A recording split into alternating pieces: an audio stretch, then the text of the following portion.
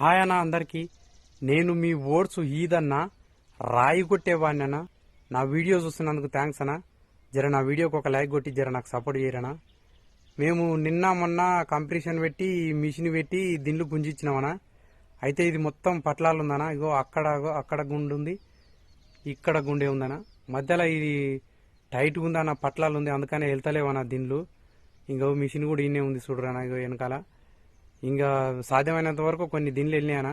ఇంకా దిండ్లు కొట్టుకున్నాక next time try చేయాలన్నా. ఇంకా అది కొంచెం పట్లాలనే ఉంది, అయినా సరే ఇక తిప్పల పడాలి గానా.